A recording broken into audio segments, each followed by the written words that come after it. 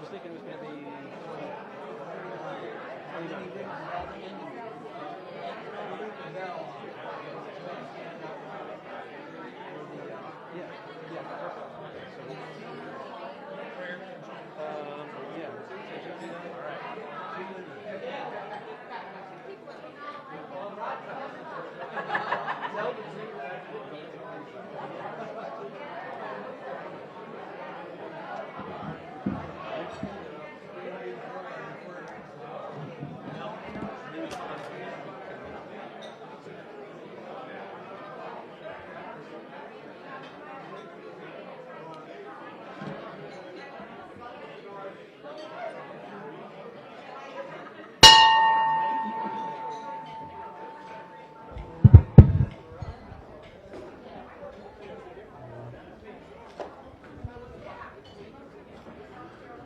Good afternoon and welcome to our annual celebration of Veterans Day. At this time, I'd like to call Ted McAdam to the front. Thank you, President Jim. Welcome, everybody. This year is the 100th anniversary of Armistice Day, which became Veterans Day early in the 50s. We have the privilege of having Captain Gordon Dowdy bring us the Palo Verde High School Air Force Junior ROTC Honor Guard. They're going to post the colors in one moment, and then at the end, they're going to do a special ceremony and a retirement. If you were ever a veteran, please come forward. All you who have served in the U.S. in the military, please come forward.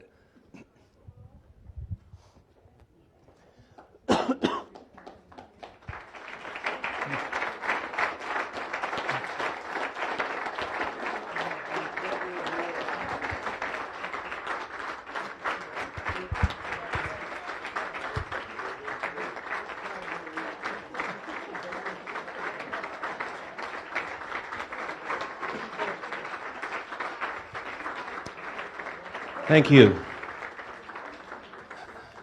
Gentlemen, please render a hand salute. I salute you. You may be seated.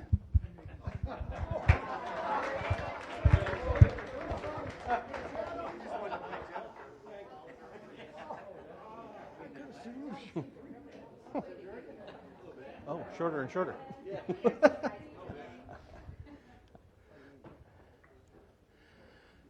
All right.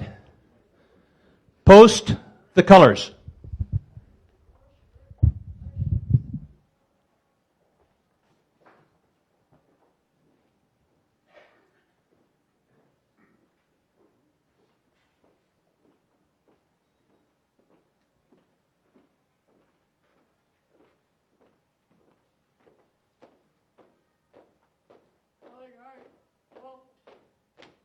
Junior flag, folks.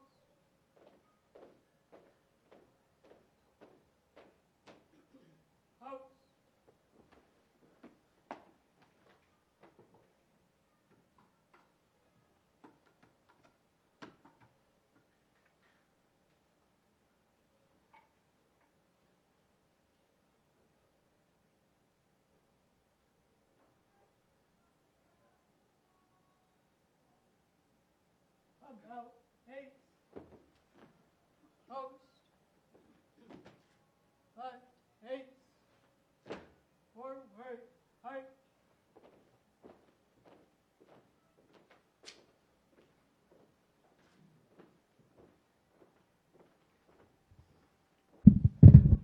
Please remain standing for our normal start of program. President Jim. Thank you very much.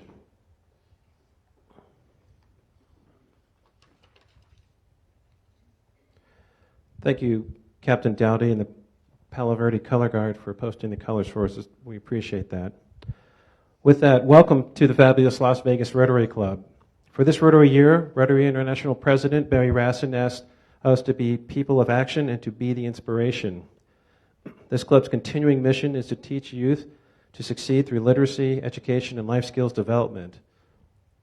That is the inspiration that President Rassin asks of us, and the numerous local and international projects that we participate in and support are the action that he asks us to take.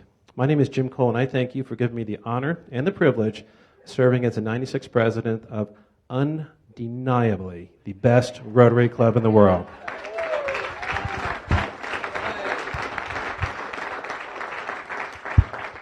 Thank you. As we do every time at this point, if you have Facebook and you have your phone with you, please go ahead and share our video feed. Today in history, in 1864, Northern voters overwhelmingly endorsed the leadership and policies of President Lincoln and voted him to a second term. In 1923, the beer hall putsch of Adolf Hitler, started and failed, and in 1960, John Kennedy became the youngest president of the United States. Just so you know, according to Colonel Craddock, when you're parachuting, it is generally inadvisable to eject directly over the area you just bombed.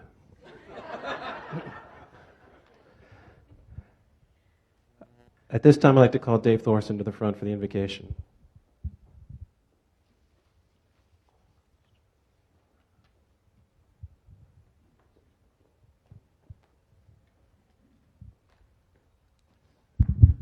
Good afternoon, everybody. I thought for today I found something that I thought was very interesting, was appropriate for Veterans Day. It was quoted by President Franklin D. Roosevelt in January of 1941, right around when the USO was established by the same man.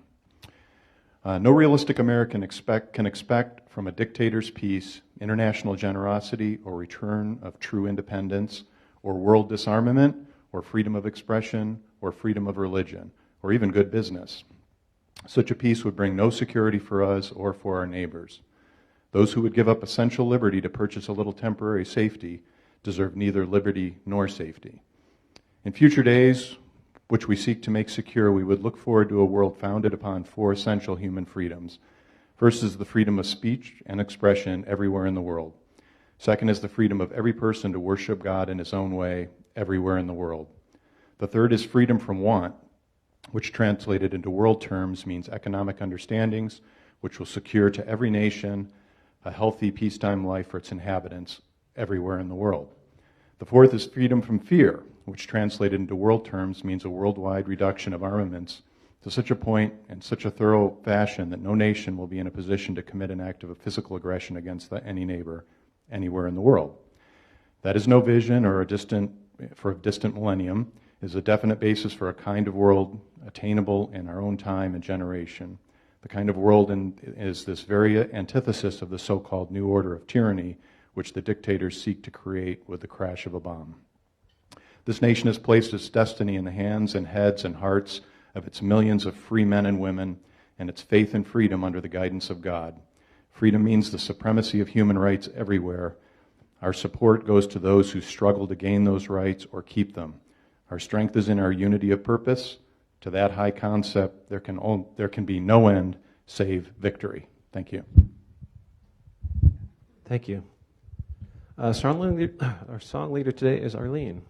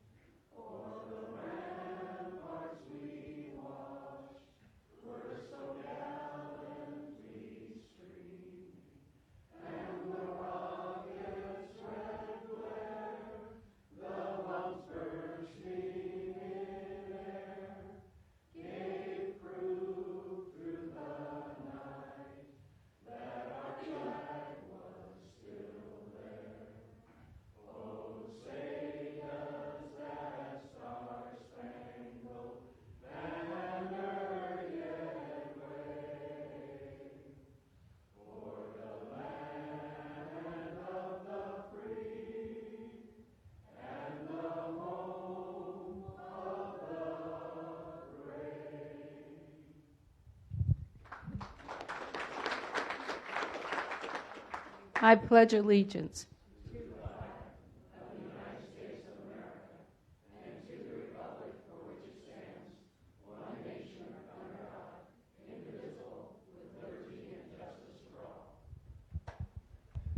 Thank you. Please be seated. Sergeant at Arms today is Tina Bishop, and we are going to introduce international Rotarians, visitors, and visiting Rotarians. And remember, as we always do, we hold our applause until all of our visitors and guests have been introduced. I see we have an international guest, a returning international guest.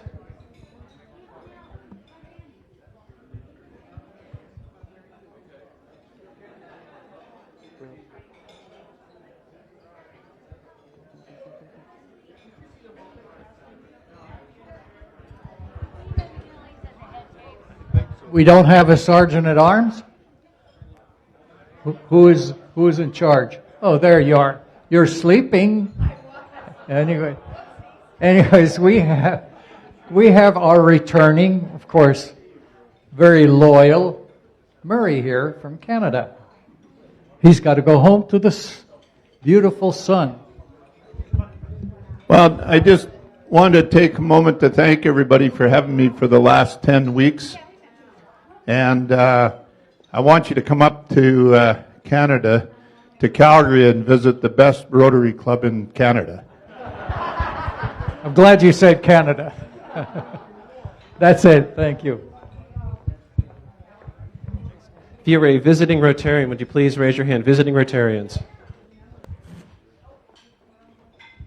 We have no visiting Rotarians today, other than Murray. Okay. Guests of Rotarians. If you are a Rotarian, you have guests today?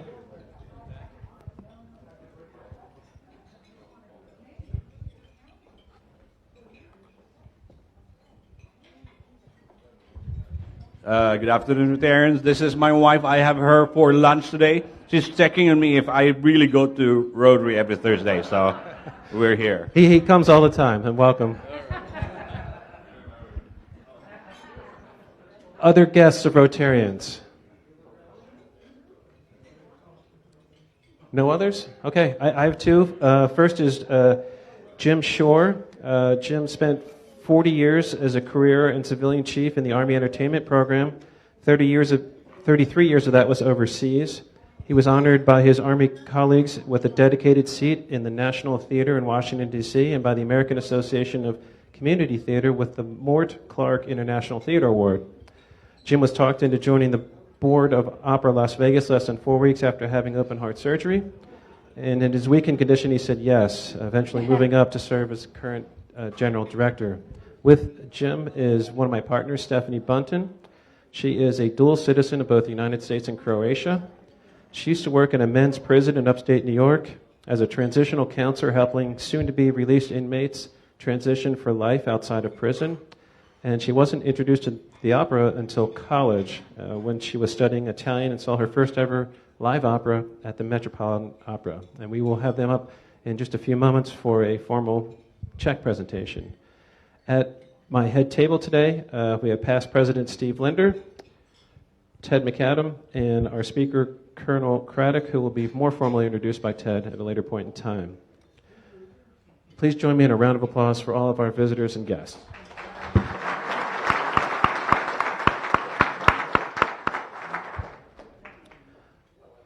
I'd like to thank the Rotarians that helped today. A setup was Tony Kern and Chan Lam. The greeters were Jamie Goldsmith and Chan Lam. Invocation was by David Thorson. Arlene Serwa was our song leader. Tear Down today will be by Michael Williams and Chan Lam. And Sergeant at Arms is Tina Bishop. Our photographer today is Jim Tucker. Tickets, Marie Walsh and John and Jemmy. And Kirk Holmes is handling our technical support today. At this time, I'd like to call Stephanie and Jim to the front for a check presentation.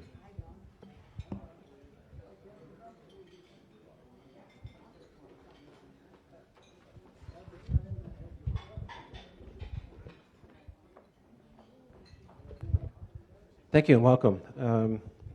Again, it's my pleasure on behalf of Howard Howard Attorneys and the Las Vegas Rotary Foundation, Inc. to present you a check in the amount of $5,000 for Opera Las Vegas. Thank you. Thank you very much. Thank you. Can you say a word? Well, it's thanks to generous friends like you. This is you've been very, very generous to us every year, and there's a brochure on each of your tables that I left just one to not clutter it up, but it's our season brochure, and you can look through it and see what generous friends like you actually make happen in the Greater Valley. One of the proudest things that we have is our program Opera with Class, which takes opera scenes to students in Clark County schools, a lot of them at-risk students that have never heard operatic singing in their lives. We reached 2,700 kids last year. We're looking to reach more this year. We have a family-friendly opera that we're doing, Hansel and Gretel, at the Windmill Library. I didn't put these cards out, but I do have them if you're interested. It's on the 1st and 2nd of December. It's the immortal Humperdinck opera. Engelbert Humperdinck, the composer, not the singer, wrote it. It has the famous evening song in it, and of course it's the famous story of the children triumphing over evil, the evil witch. And we also have Love Potion number 9. I have cards for that. That's our fundraiser at Green Valley Ranch on February 2nd. If you'd like to have these, I'm sitting over there. I have lots of extras. You can all each have your own season brochure if you want it. But please look through it, because this is what you help fund each year for thousands of people in the Las Vegas Valley area. Thank you so much.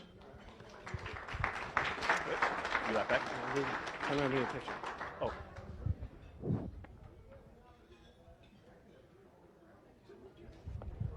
Thank you. I'll give you the microphone. Thanks.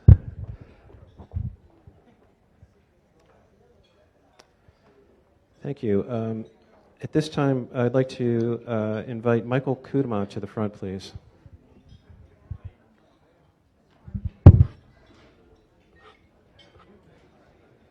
As you all remember, we sent Michael to the Philippines, and he did a mission with funds that were donated by our club, and he's going to tell us now about what he did and what our money went to support.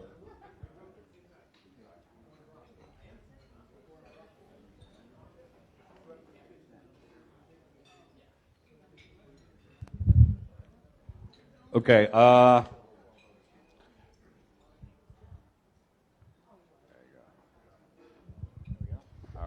So the first week of October 8 to 12, we went to the Philippines, Central Philippines, specifically to do medical missions. Okay.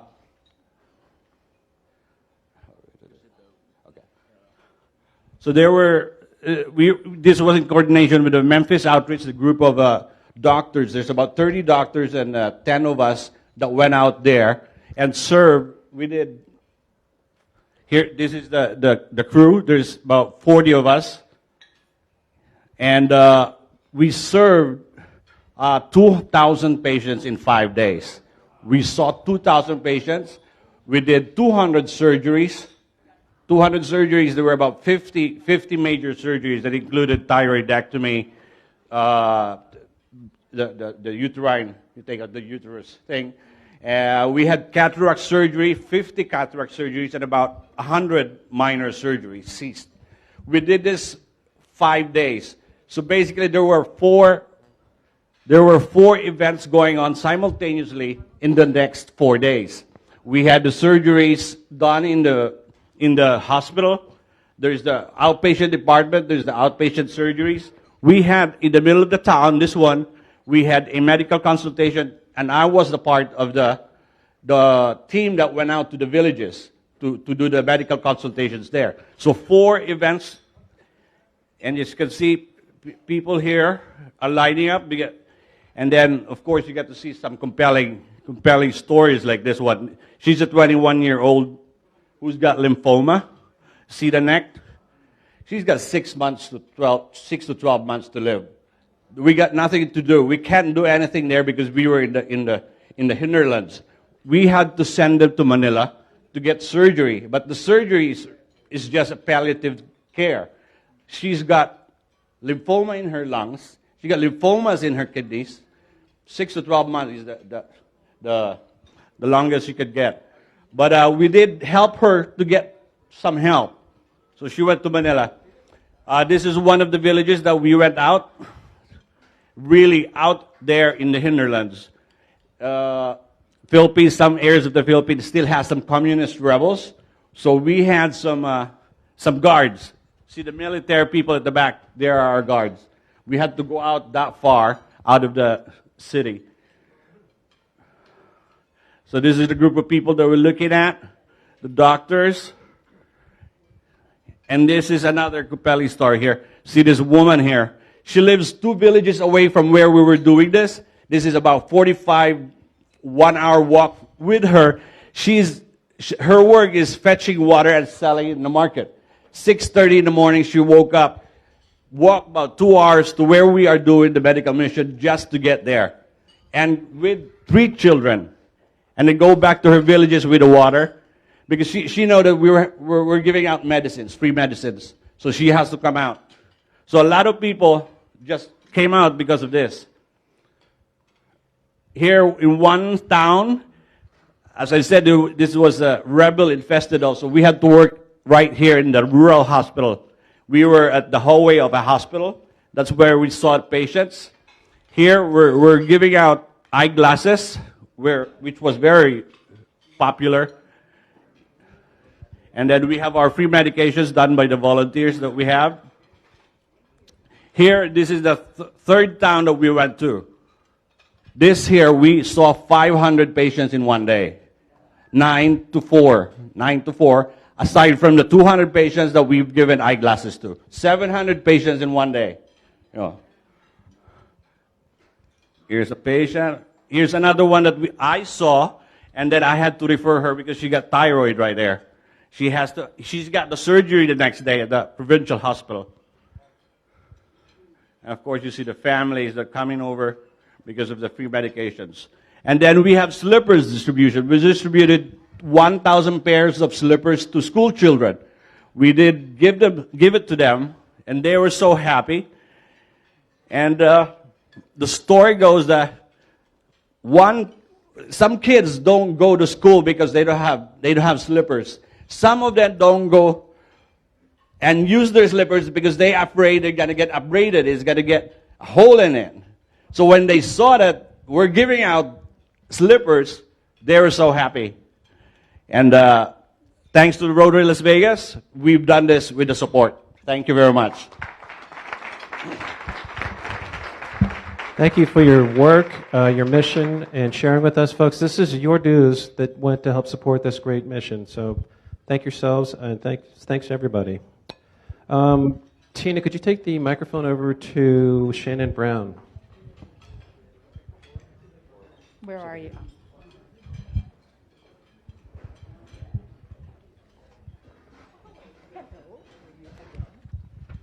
I am Cheryl Troop. Shannon, fortunately, couldn't be here today. She's not feeling very well. I'm the assistant principal at Beckley Elementary School. We are so thankful for the partnership that we have with the Rotary members here. We have next Tuesday morning our Breakfast with Books, so we would love to have you come out and see that experience with the kids. It's fantastic. The students love it. The families love it. And Shannon wanted to make sure that I let you know today that we are going to be having a Disney musical this year. It's The Jungle Book, so that'll be coming in the spring. So look forward to that. Thanks so much. Thank you. At this time, I'd like to invite Michael Gordon and Larry Rouse to the front, please.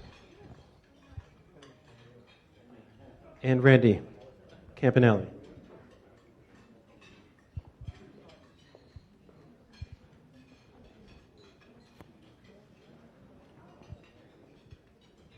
You gonna be first?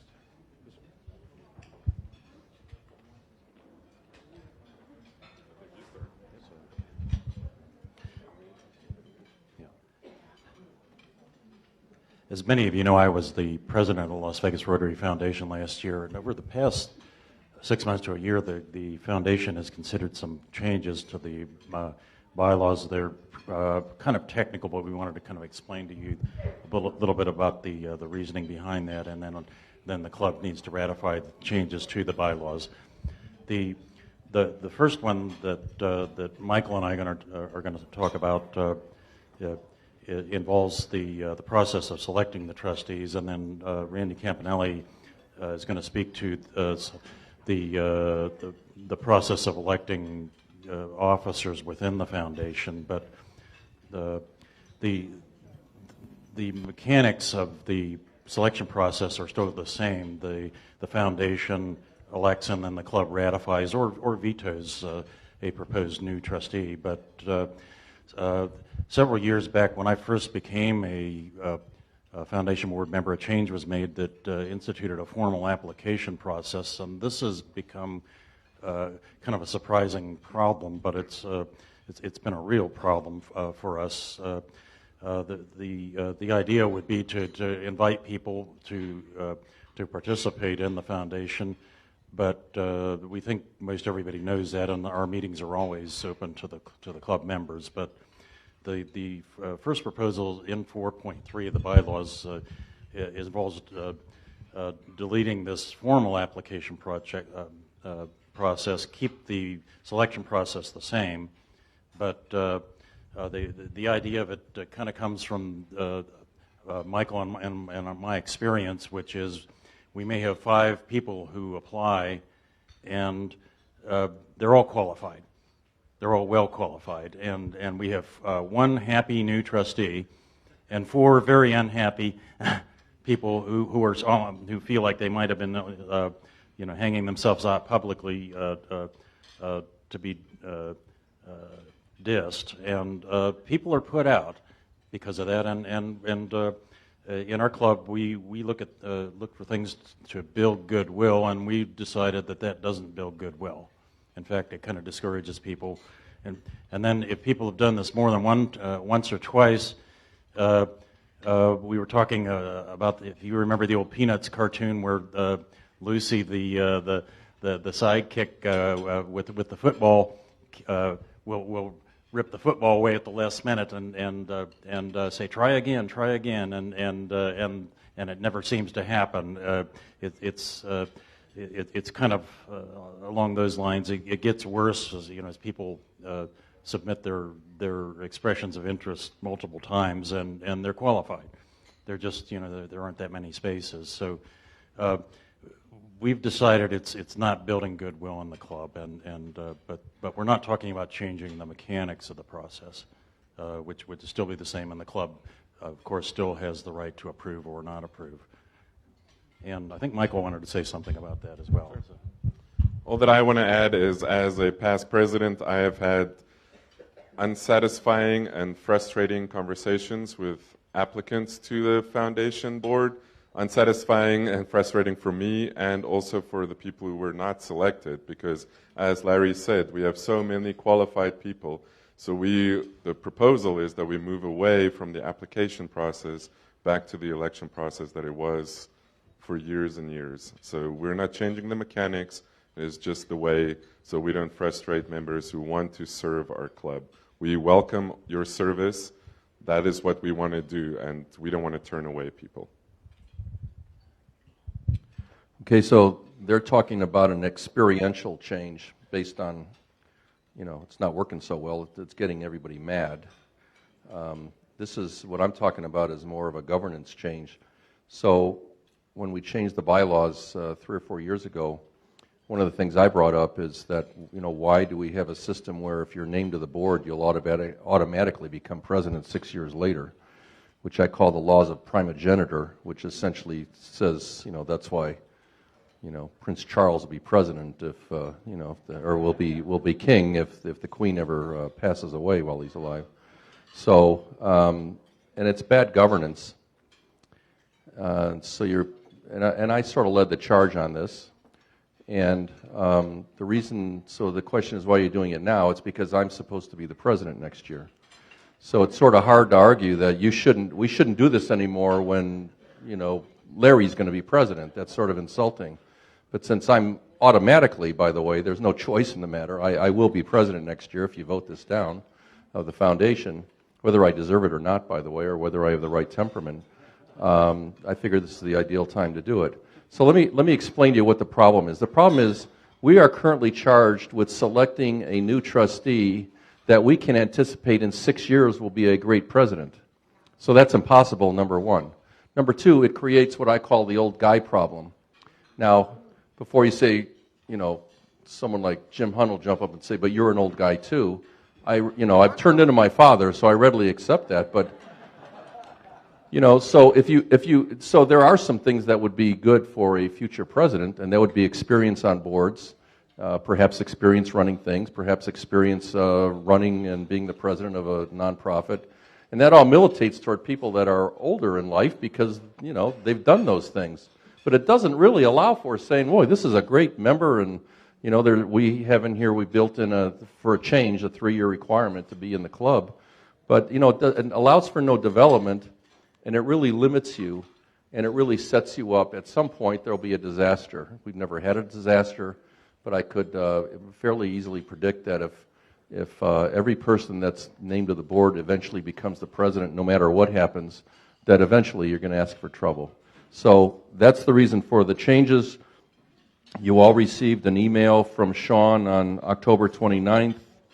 If you're following along, which I don't blame you if you're not, but if you're following along, on page 6, a lot of this stuff goes from 6 trustees to 7 trustees, because under the old system we had 6 trustees and the past president, because the past president was always the past president on the last year of their being on the board.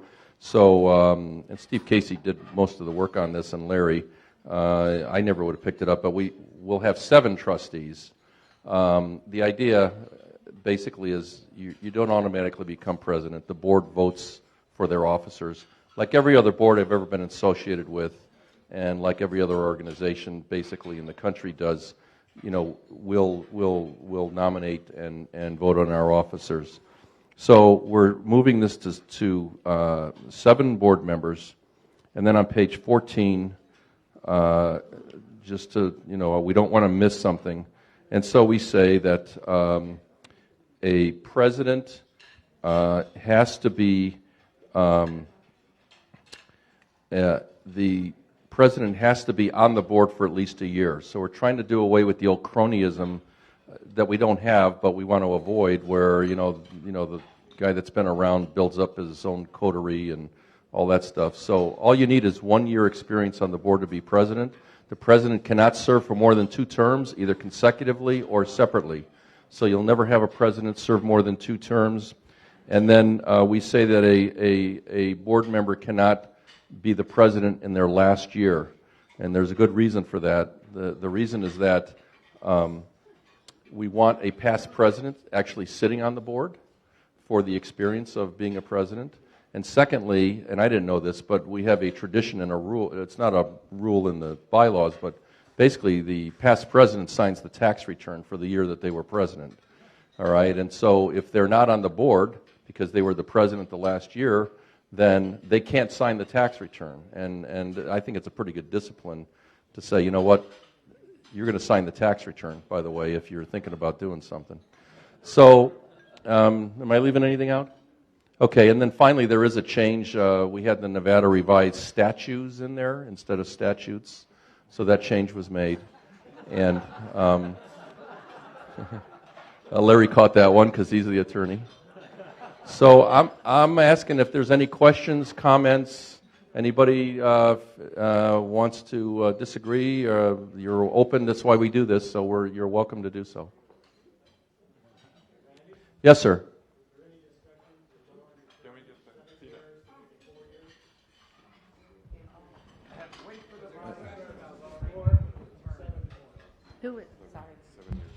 I said, was there any discussion on lowering the term from 7 years to maybe something like 4 years? I don't think there was any discussion about that. You know, these bylaw changes are hard to do, so maybe on the next go around. I mean, I don't think that's a bad idea, but that's not part of it wasn't discussed. Not part of today's proposal. Thank you. Other questions? Captain Ahab. Oh, boy. I've heard Santa Claus and Honest Abe Lincoln, but Ahab? If the shoe fits. Thank you. I'm speaking for Ted alone.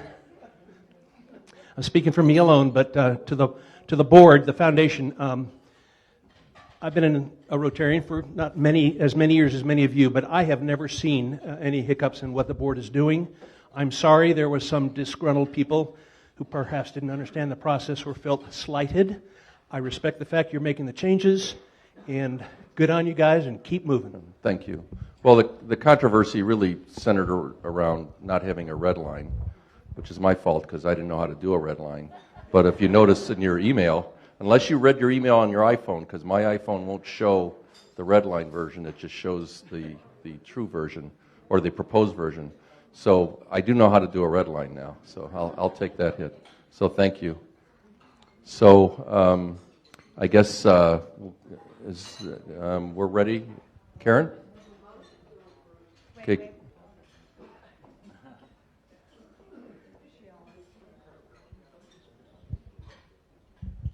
Motion to approve. Okay. Second by Jim Tucker and Sharon McNair. So I'm really not the president of either of these boards. And I may not be the president next year, I might point out. So, if I may say, all in favor? Aye. Opposed? Thank you. And thank you for your trust in us. Believe it or not, this was a lot of work, and I think we're on version 11, if I'm not mistaken. Okay, thank you very much.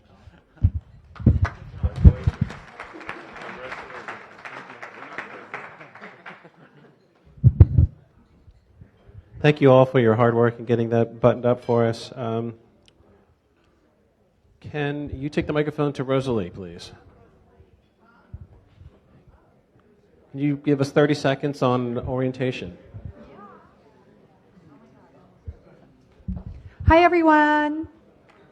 Orientation is Tuesday night at 6 o'clock. It will be at my house. So please check your email because you have my address and gate code there. We have probably about 5 to 10 new members coming. We're picking up the ones from before that weren't able to make it. And we probably have about 20 plus other individuals that are coming from the club with spouse, etc. So we'd love to have you. Be there. Thank you. Oh, Janet's asking if you're coming, please RSVP so we have enough food and beverages for everybody. Yes. Would you take the microphone to Lucy, please? Lucy.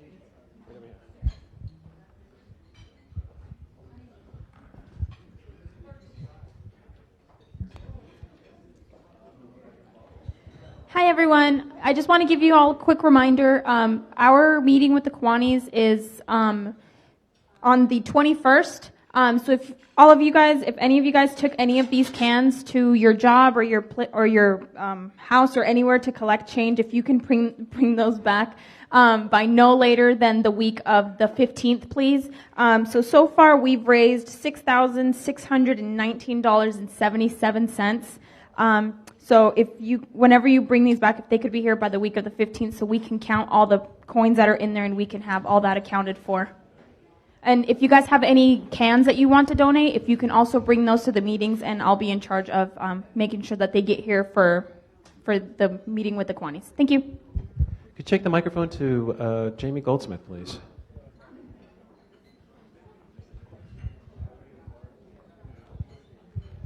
Okay, so I have 2 announcements.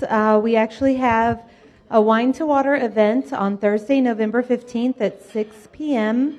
at Total Wines Wine Tasting Room down by Town Square. The event is $30 per person and includes a $10 donation to the Burkina Faso Water Project through One Drop. We also have a high tea put on by the SOAR committee. We are meeting at Andre's in the Southwest. High tea is $26, and we're going to have some raffle items to raise a little bit of money for SOAR. So wear, your fancy clothes and a little hat if you feel like it. It should be a lot of fun. Thank you so much. Thank you. Would you, while you're there, the microphone to Marie Walsh, please. Thank you, President Jim. Hello, everyone. Here's my commercial for Breakfast with Books. Tuesday, if you can make it, please be there before 7:30. The Green Book went around. If anyone has missed it, just come to see me or send me a quick email and I'll add you to the list. And even if you haven't signed up, just show up. It's a wonderful, wonderful morning, and I'm very happy that so many people are getting involved. Thank you very much. Thank you. Could you take that? Yep. Yes. Oh. Okay. Thank you. Rich, you're fine when you come back. Could you take the microphone to Jim Hunt, please?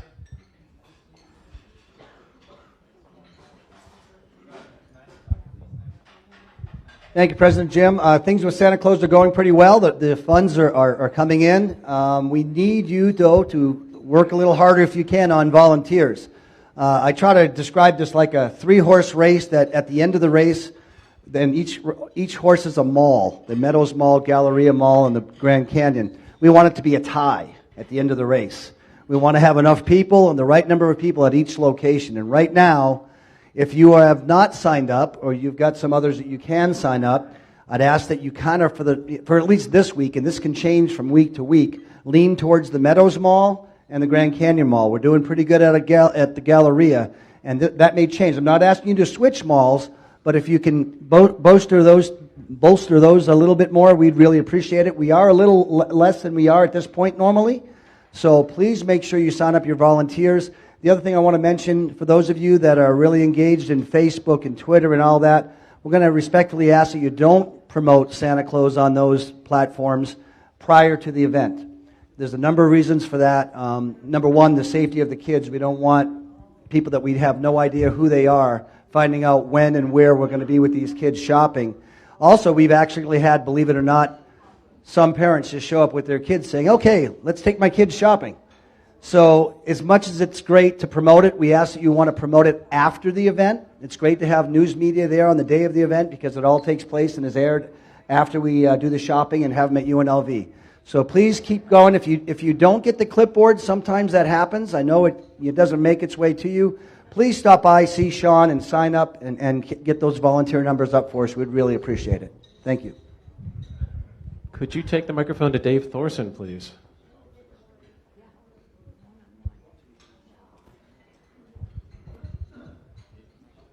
Good afternoon, everybody. We will be having the Wetzel Awards, the fourth quarter Wetzel Awards, out at Nellis Air Force Base on Thursday, November 29th. So that's the Thursday after Thanksgiving. We'll get the list going around next week for people that want to come. You do need to get on the list because we have to get you through the gate. Colonel Craddock's very edgy about, suspicious people coming on base unescorted. If you haven't been, please come. It's really a fabulous event. We've moved to a new location. It's a big room. We're not crammed in that little conference room anymore. We're in a big theater. Usually there's a number of the members of the command and, of course, all the enlisted people that we're honoring. So November 29th, Wetzel Awards. Thank you. Could you take the microphone to Michael Williams, please? Oh, where is...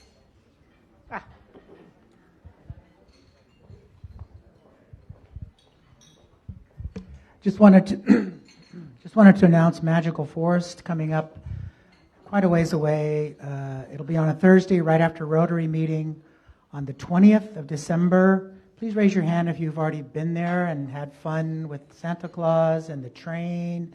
It's a great evening. It starts around 5, but you don't have to be there at 5. If you don't get off work till 5, you can show up at 6, 6:30, whatever. And it's a lot of fun. You can work at the cotton candy thing, or you can hang out with Santa or the choo-choo train. All right, thanks. Thank you. Did anyone know if Deb Granda showed up today? No, she's not here. She's traveling. Okay. I'll just remind everybody that the holiday party is going to be immediately following Santa Claus, and there's information up on our website and in the wheel as well. We have time for two quick things. First, Dr. Michael James Gordon. Yes. Yes, you. You can stand there. That's fine. You'll be up here, I'm sure, soon enough, because I believe you're going to be coming to visit us in your official new capacity. Yes, this is all thanks to past President Dave Thorson. Thanks to his recommendation, I am your new assistant governor for this club.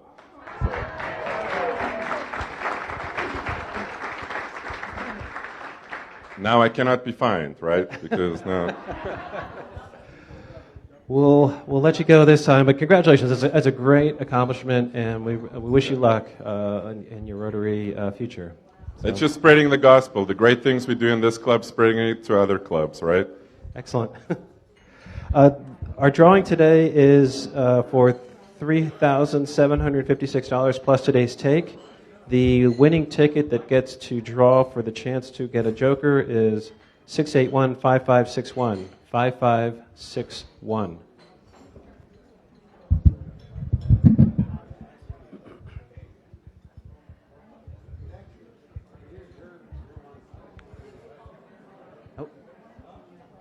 Apparently it's on the table. We just need to... Colonel, could you go? I'll take it.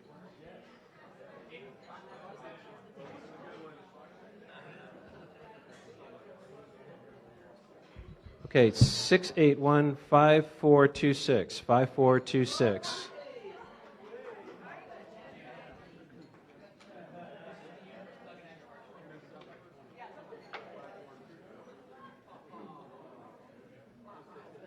Yeah, congratulations.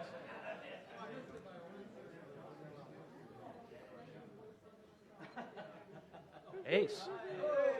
She didn't draw the Joker, but she drew an ace, which entitles her to $50. Okay, and for the Lowry Spucks, 681-5533. 5533.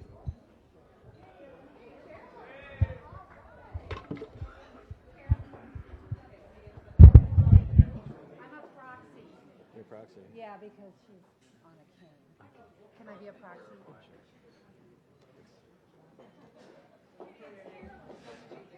Yeah, okay, fantastic, great. Okay, at this time I'd like to invite Ted McAdam to introduce our speaker. Thank you, President Jim. Well, you have a bio of our guest speaker in front of you. There are a couple of things I would like to point out, however, that are very significant to me as well. Colonel Craddock is a 1985 graduate of the Air Force Academy. Go Falcons! He flew the F-15 and is flying the F-22 Raptor, which makes me extremely jealous. He did graduate from the United States Air Force Weapons School at Nellis Air Force Base. He's been married to his wife Tammy for 22 years. 22 years, and she would have been here, but his son broke his arm, I believe, this morning.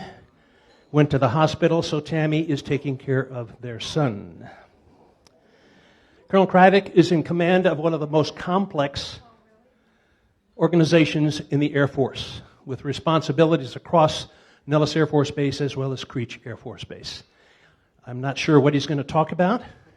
He was instructed not to bring a wiring diagram, but he's going to share some perspectives on what the 99th Air Base Wing does at Nellis. Please welcome Colonel Caveman Craddock.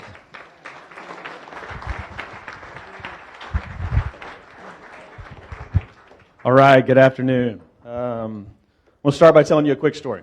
So, as just mentioned, my son is not going to give me the Father of the Year award because of actions that happened today. I will tell you, I was not the one that broke his arm.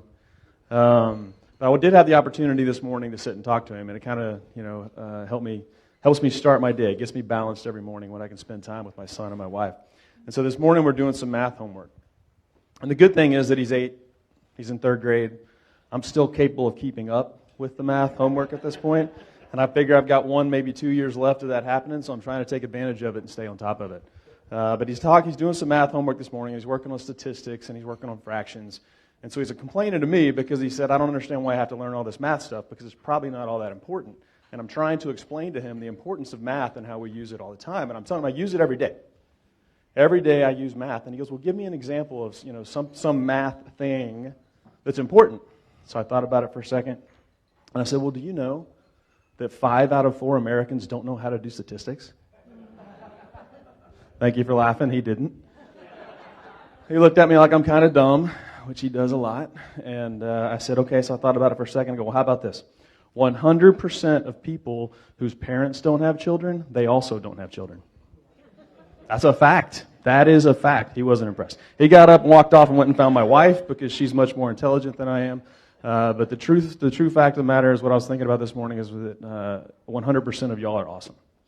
So thank you so much for what you do, from going overseas on medical missions to clean water to taking care of teaching, leading, mentoring the youth here in the Valley. Thank you so very much for what you do because it's incredibly important.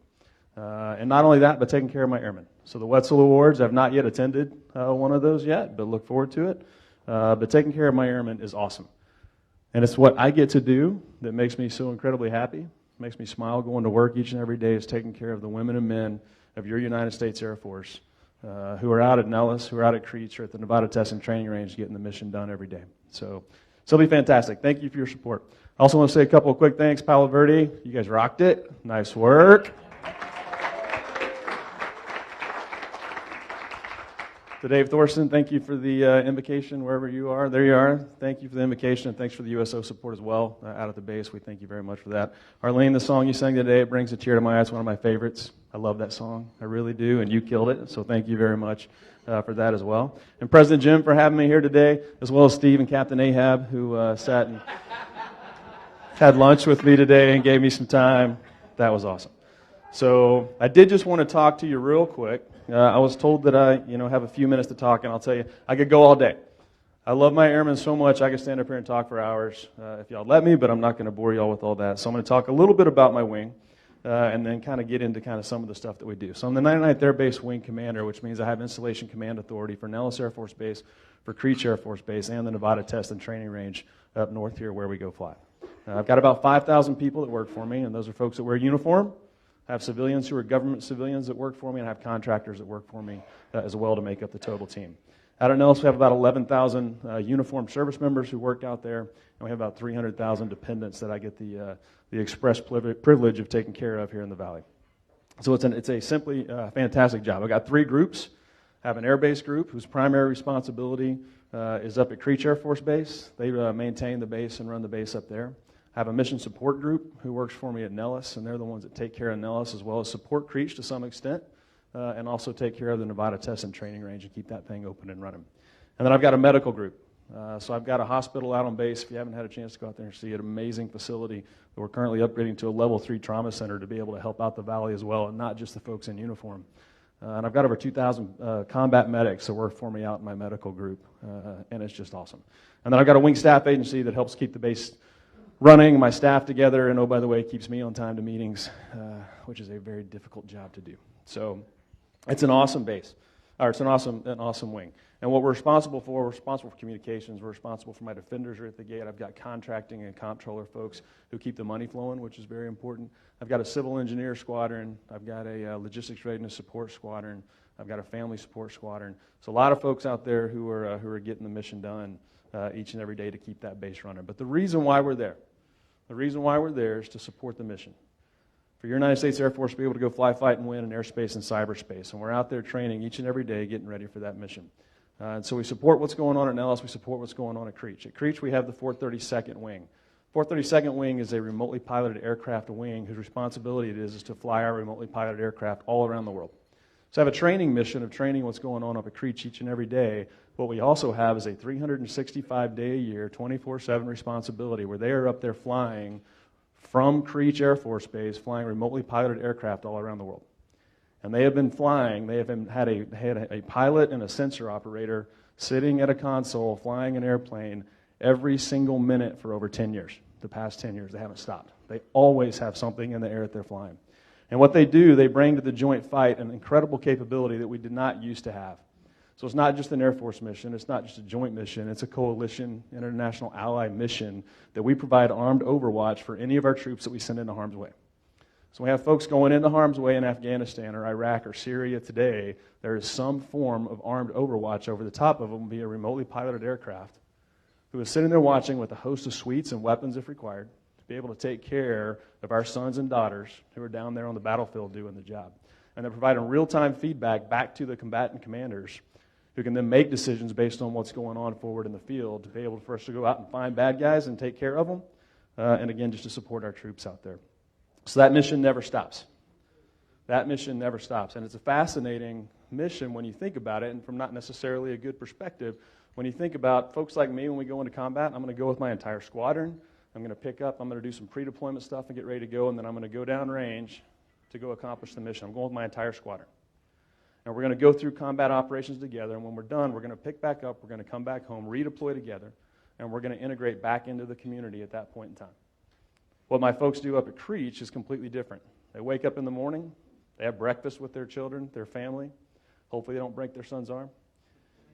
Then they drive to work, and they go climb into a console, and they sit there and fly combat for 8, 10, 12 hours that day. And then when they're done, they go back home. They go to the kids' soccer game. They go have dinner with their families. And they have to reintegrate that way and then get up the next morning and do it all over again, day after day after day after day after day. So it's an incredibly important mission. It's a very difficult mission, and we're learning new things about it and how to take care of it and support that. So I've got a dedicated medical team. I've got a dedicated chaplain. I've got a psychologist. I've got folks that I send with them every mission. They sit there and brief with them. They execute with them. They debrief with them to make sure that they're getting taken care of as best we can, again, to make sure that we're taking care of our most precious asset, our airmen. So that's what's going on up at Creech. Now, hopefully most of you, I would like it if most of you in the room didn't actually know we had Creech up there, because it is crazy important. And I would prefer if nobody in the world knew that they were up there and left them alone doing their mission. But the support that y'all provide for them is great, and so I thank you for that. At Nellis, most people know that we have Nellis Air Force Base here. At Nellis, we got a lot more going on. So much bigger base. I have 6 wings and 52 tenant units who live on that base that I'm responsible for taking care of. Those 6 wings are listed in the brochure. You can read them. The 52 tenant units, I can't even tell you some of their names because they're so classified. And we got some amazing stuff going on at Nellis each and every day. Some of the big stuff that you're probably aware of that you've seen mostly resides in the 57th Wing. So that's the flying operation on Nellis, and they do red flag, they do green flag, they have the aggressors, they have the Thunderbirds. And that wing's very important. So red flag is built around the fact that we have the Nevada Test and Training Range up north of us. So like I talked about in primary, responsible for the Nevada Test and Training Range. That range is about 100 miles north to south, 150 miles east to west of airspace over the top of land that we go up and train to. And what ended up happening was during the Korean War, your U.S. coalition forces when we were in aerial combat, we had about a 15-to-1 kill ratio. So we take out about 15 bad guys for every one of us that we lost. As we moved to Vietnam, the joint numbers came down, went down to about 2-to-1. And so those are entirely unacceptable unacceptable numbers for the United States. And as we started looking at it, trying to figure out exactly what happened between the Korean War to the Vietnam War, we figured out that it was a training issue and needed to get after training better. So many of you combat veterans, thank you for your service, went over to Vietnam and had to go over and fly 100 missions. And we found out as we were losing 90% of the folks that we were losing in those first 10 sorties. If you could make it through the first 10, the last 90 were infinitely easier. So we tried to figure out how are we going to get to a training scenario where I can simulate combat and training in peacetime and get those first 10 sorties under somebody's belt so that they would then have the seasoning to go into combat and we could change those numbers around. So we sent a major here, a guy named Moody Suter, come to Nellis and now figure out a way to develop a training program that would allow us to get that experience in peacetime. And so we set up an operation called Red Flag, and we set up an operation called the United States Air Force Weapons School. At the time it was called the Fighter Weapons School. And so we secured that piece of airspace. And if you were to take a look at the map today, if you were to look at the continental United States and watch all the FAA traffic that's flying all around the globe or across the United States, what you would see is there's one pristine chunk of airspace sitting just north of where we are right now called the Nevada Test and Training Range, and not one FAA traffic, not one airliner ever goes across that airspace. It is the most pristine chunk of airspace in the entire CONUS and arguably in the world, and that's where we go train and fight. And that's where we were able to, because on the southwest half of that airspace, we own the ground. So the Department of Defense, Department of Energy, Department of Interior, United States government owns the ground, which allows us to put a simulated integrated air defense system up there or threats on the ground that are trying to shoot at us, to give us training against that. There's also targets out there that we're able to go and drop live ordnance on, so we can train that way. And then on the east side, the northeast side, we don't own the ground, but we own the airspace above it. And so this gives us the opportunity to go up there. We'll send up a whole crew of forces up on the west side. They're the bad guys. We'll send our entire force up on the east side, and we'll package our fighters, our bombers, our intelligence, surveillance, reconnaissance aircraft. We'll take tankers up there. We'll take strategic and tactical airlift aircraft up there. We'll have controllers up there. We'll have joint terminal air controllers on the ground. We package the biggest war that you can possibly put over the top of the United States and go train and fight every day. That's Red Flag. That's what Red Flag is doing up there, and it's giving our combat aviators and our combat airmen the ability to experience themselves in a realistic wartime environment in peace. So that's what Red Flag does. We also do Green Flag out at Nellis, and Green Flag is the opportunity for our folks to go train with the Army and kind of fight like we are today in Afghanistan and Syria and Iraq, to talk to folks who are on the ground that need support from above and need close air support. So we'll go down to Fort Irwin, and we'll take an Army unit that is about to deploy downrange with an Air Force unit that's going to go downrange and support them. We'll package them together in a Green Flag, and those airplanes will fly out at Nellis. When I have a full-blown red flag, full-blown green flag going on, up at Nellis Air Force Base, I have about the 5th or 6th largest Air Force in the world sitting on the ramp at Nellis. It is an impressive thing to see, and that's what the 99th Air Base Wing does, is support that fight. We also have the weapons school. So weapons school, as Ted mentioned earlier, is the premier tactical warfighter school that the United States Air Force has. Many of you are probably familiar with Top Gun, seen the movie, really cool. Navy. Sorry, Steve. So what the Navy does, they take their aviators, they take experienced aviators, some of their best aviators who are relatively young, and they send them up to Fallon, just outside of Reno. And they go up there to go through Top Gun. Top Gun is about a 5-6 week long program. In our academic vernacular, it's kind of like a master's level program. And when they come out, then they'll season them for about 3 years. Then they put them into the role of being the top tactical expert in their organization, in their squadrons. In the Air Force, we take it a step farther. So what we do is we take our experienced instructors and we send them to Nellis. And instead of a 5 to 6 week program, we put them through a 5 to 6 month long program called Weapons School. It's a PhD level program. And the kids that come out through the other side of that are by far the most the tactical experts, tactically experienced warriors in our United States Air Force. And we don't just do it with our pilots. We do it with our fighter pilots. We do it with our tanker pilots. We do it with our bomber pilots. We do it with our intel officers. We do it with our JTAC airmen on the ground. And so almost every combat aviation specialty that we have, our space guys, our cyber guys, all go through weapons school. Our best of the best go through weapons school. And so we get to support that mission out there as well, which again is a fascinating mission when you're bringing out these highly motivated, highly trained officers and enlisted folks in your United States Air Force, and bring them out there, and we put them through a grind for 6 months where they don't eat, they don't sleep, they just sit at work and grind and grind and grind. I get the pleasure of taking care of that and supporting them. We also have the aggressors. So we're the only Air Force in the entire world that has a dedicated organization whose job it is to pretend they're the bad guys. So they fly airplanes. They're U.S. airplanes for the most part that are painted with blue and brown camouflage colors, not like the gray that we put on all of our airplanes. They act, talk, look like aggressors, not American people. They don't go after a specific country. We're not going to get classified into who exactly I want them to pretend who they are, but that is their job. We have folks on the ground that are doing the same thing out on the range trying to catch people. We have space aggressors, we have information aggressors, we have cyber aggressors, an entire organization who, when we put our varsity team on the field during a red flag to go up there and train, I have an entire force whose job it is to break them. And it's awesome, and they're very, very good at their job, sometimes too good at their job. In fact, I would argue they're a lot better than the people they're trying to pretend they are at their job. So I get to host those guys, which is awesome as well. Then we have the only United States Air Force aerial demonstration team. Red, white, and blue airplanes that do loops of music, Thunderbirds, they're up there.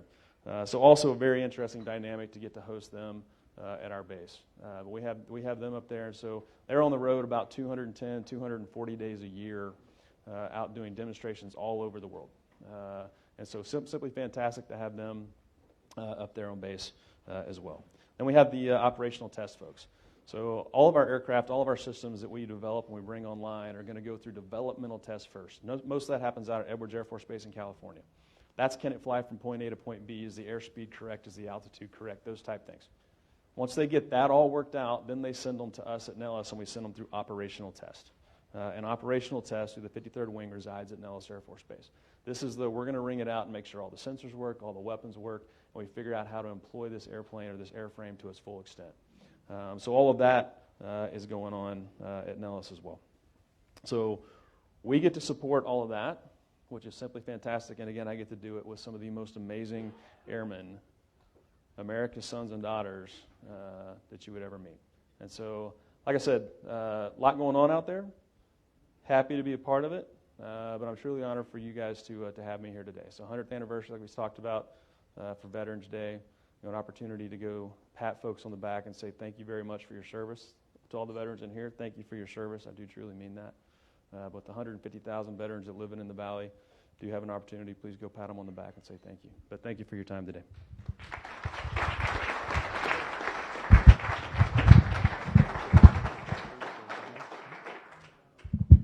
We have maybe 2 or 3 minutes for questions. Yes, sir.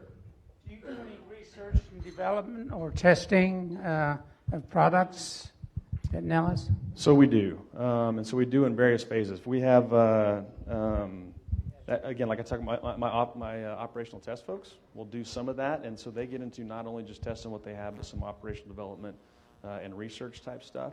But right now, the Air Force is really big on innovation. So one of our current pushes is innovation, and so we have an event, or we have a push right now that we're calling AFWorks. You guys heard of AFWorks? It's like right here. We're like a block away from it right now. So what the Air Force is doing is we're trying to find ways to get our innovative creators, our entrepreneurs, our smart people in the world that want to help us out and bring them in with their ideas, and then us pitch problems at them. So at AFWorks, what we do, it's a civilian-run organization that the Air Force is paying for, but it is not folks like me that are in there working. We have civilians in there. We come to them with problems. And I have a tactical problem. One of the tactical problems I have is UAVs. So these little small drones that kids like to fly, I don't want them on my base. I don't want them flying over my base. I don't want them anywhere near my base. But they're a little bit difficult to defend against. And how do you do it? There's some legality problems with how exactly you're going to defend against that. So one of those problems we pitched to AFWorks. We said, AFWorks, go figure this out. And they brought in industry leaders from all over the United States to come in and talk about this problem and try to figure out how we can get after it. We also have a subset of that called Spark, and Spark stays on base. Spark is a Air Force-led organization, and that's where I go find my airmen who work for me and go, you got a great idea, you got a great idea, come talk to us about it. And I can find ways to get you money to help develop, inculcate that, and get after solving it. So some of the things we're working on now, so we do some of that. Does that answer your question? Yes. Awesome. Yes, sir. Colonel, I was on the NEL support team for 15 years, and I got to hang out with the 422nd tests, which is the shit-hot squadron of the Air Force, and you can find me for that, Mr. President. So I sort of lived through the cycle of the F-22, and so, we lost a handful in Florida with the hurricane, which means not only could they not fly, but we couldn't make them fly within a week or so.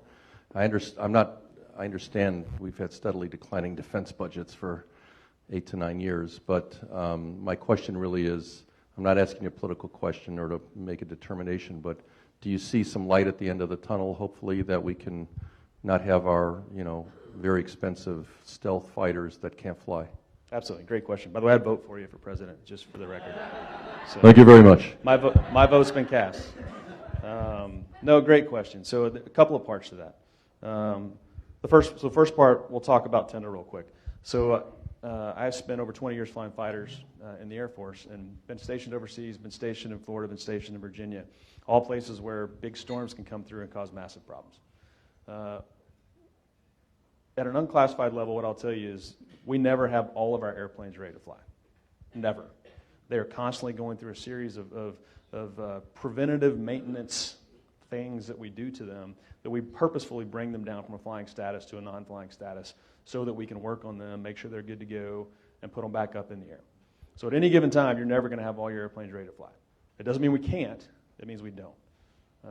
So at Tyndall, there were several airplanes that were down for maintenance reasons that if we had known the storm of all storms was coming and was going to hit Panama City directly, we could have flown out. But in my time in the Air Force, every time one of these storms comes up, you go, do I really want to take the time and effort to get this airplane ready to fly? Or we can put it in the hangar and it's probably going to be just fine. So we always leave some behind. We never take all of our airplanes with. And when I lived in Okinawa, we would have Cat 5 typhoons come through several times a year. And we would get crushed over and over. We'd still leave planes there. And I've never seen anything like what happened at Tyndall. I will say, there are some early reports out that we had some jets that were not going to ever fly again. Not true. Not true. Every one of those airplanes is flyable. And in fact, we've now got them out of the hangars, we've got them cleaned up, and we've flown them off somewhere else to go continue doing business. But the true question kind of gets back to sequestration, if you will. So the entire Department of Defense was hit very, very hard due to sequestration. We had to make some tough choices. And some of that became readiness issues because the easiest bill for us to pay or the easiest money we can take from is a readiness account. Be it gas to fly our airplanes or supplies. those type things. So we got into a valley of readiness that currently the Secretary and the Chief of Staff are focused on getting after. And for the past several years, the budget's been significantly better, which has allowed us to get back up out of that bathtub. And now we're focused very solely, or primarily, I should say, on readiness. And so the numbers are going to get better. In fact, the Secretary has declared that she wants 80% readiness across the fleet, which is somewhat unheard of. She wants our operators and our weapon systems to that level, and so we're focusing on it right now.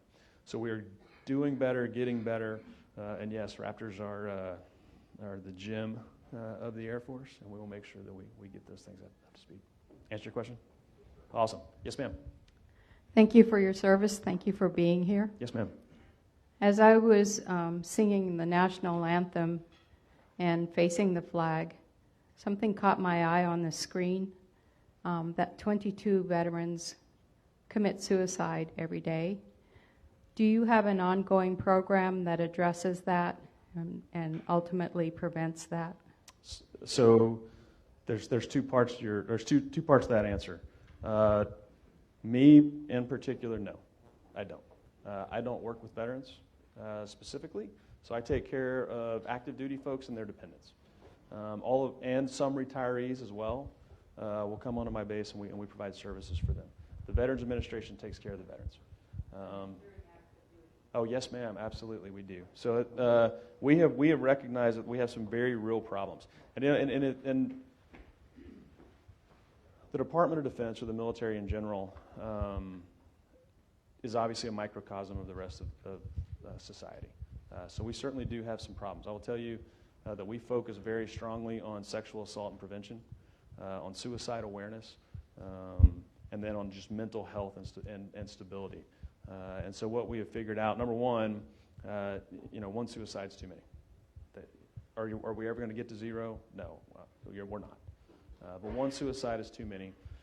And so we are constantly focused on suicide and suicide prevention. We have mandatory training that we all have to go through every year. We have classes we have to go through, and we have highlight points throughout the year that we'll continually come back and focus on that and talk to it. Talk about airman resiliency is how we focus on it to get after, number one, suicide, but again, sexual assault, and then just assault in general, so violence. So we continue to work on those problems, as well as helping our people who have gone through that and try to help those out. Yes, ma'am. I think I'm getting the hook. All right. President Jim's kicking me off stage. Thank you all very much. Thank you so very much for coming. As we do our club tradition, we present to you the Share What You Can Award, and we will feed a homeless, needy veteran with a hot meal in your name. So thank you for coming. At this time, I'll turn it back over to Ted McAdam, or Colonel Ahab, I think is the proper title. Thank you very much. Thanks, Randy. I tell you what. Folks, we're in for a very special treat. This is kind of how it's going to go down. The honor guard is going to enter here in about 20 seconds. They're going to do a flag folding ceremony. You can remain seating, but get scooted around so you can watch what happens. It is a narrated event. And then I'm going to call for the retirement of the colors, at which time we will all stand up. And as the flag is retrieved from the stands, we will place our hands over our heart. Please perform the flag folding ceremony.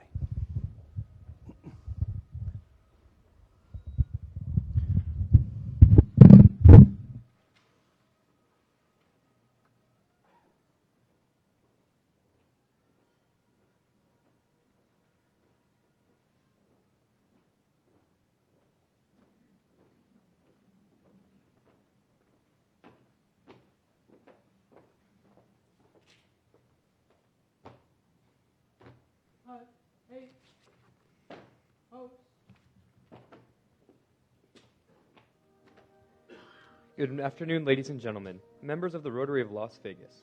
Welcome to the Palo Verde Air Force Junior ROTC flag folding ceremony. The flag folding ceremony honors our flag and represents the same religious principles on which our country was founded. Just as our country received birthrights from many people of many lands, so did the stars and stripes arise from several origins. The stripes are symbolic of the rays of light emanating from the sun, and the portion of the flag denoting honor is a canton field of blue. It contains the stars that represent the states our veterans are from, and when draped as a pall on the casket of a veteran, The Canton field of blue dresses from left to right and is inverted. The flag being folded by our team was flown over the skies of Kuwait and Iraq on a combat mission in a U.S. Air Force F-16 Fighting Falcon during Operation Southern Watch and Enduring Freedom.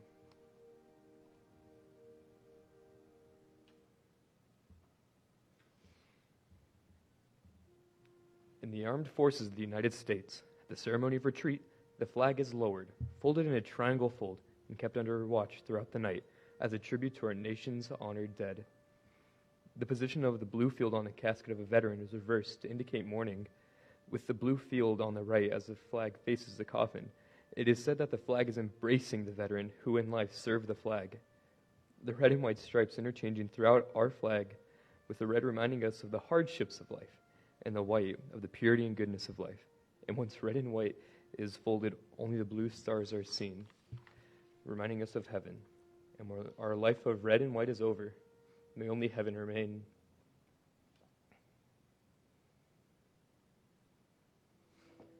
The first fold of our flag is a symbol of life. The second fold is a symbol of our belief in the eternal life. The third fold is made in honor and remembrance of a veteran departing our ranks, for who in life gave their defense for our country to attain peace throughout the world. The fourth fold represents our weaker nature, for as American citizens trusting in God, it is to Him that we turn in times of peace, as well as in times of war, for His divine guidance. The fifth fold is a tribute to our country, for in the words of Stephen Decatur, our country, in dealing with other countries, may she always be right, but it is still our country, right or wrong. The sixth fold is for where our hearts lie, for it is in our hearts that we pledge allegiance to the flag of the United States of America, and to the republic for which it stands, one nation, under God, indivisible, with liberty and justice for all. The seventh fold is a tribute to our armed forces, for it is through the armed forces that we protect our country and our flag against all of her enemies, whether they be found within or without the boundaries of our republic. The eighth fold is a tribute to the one who entered into the valley of the shadow of death, that we might see the light of day, and to honor Mother, for whom it flies on Mother's Day. The ninth fold is a tribute to womanhood, for it has been through their faith, love, loyalty, and devotion that the character of men and women who have made this country great has been molded. The tenth fold is a tribute to Father, for He too has given us His sons and daughters for the defense of our country since they were first born. The 11th fold represents the God-fearing foundation that gives us strength to persevere over our enemies and compassion for those who we have vanquished. The 12th fold is a tribute to our nation's youth, for they are our future generations who will carry our flag aloft with courage, strength, and pride.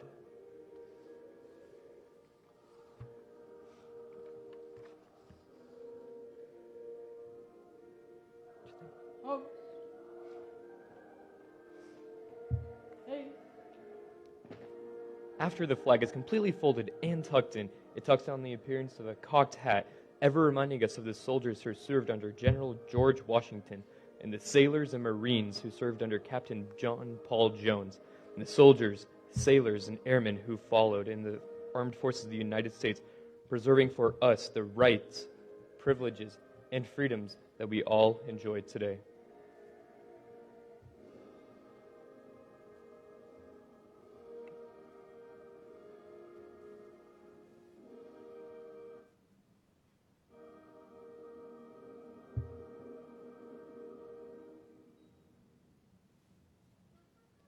In the morning, the flag is brought out and at the ceremony of reveille, run aloft as a symbol as our belief in the eternal life. Thank you. This concludes our ceremony.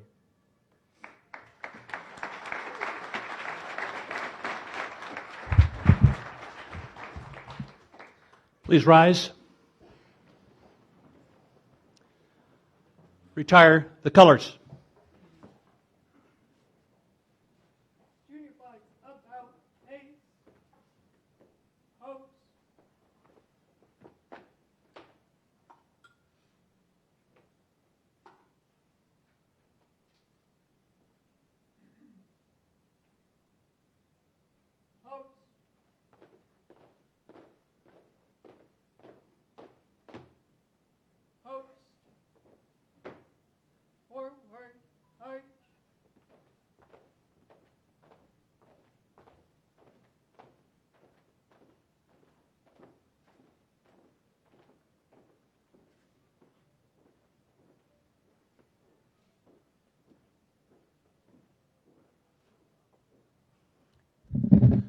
a round of applause for the Palo Verde High School Honor Guard.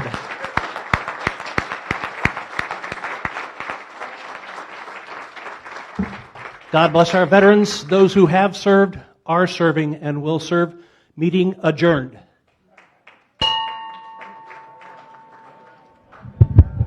Board members, don't forget we have a short meeting immediately following.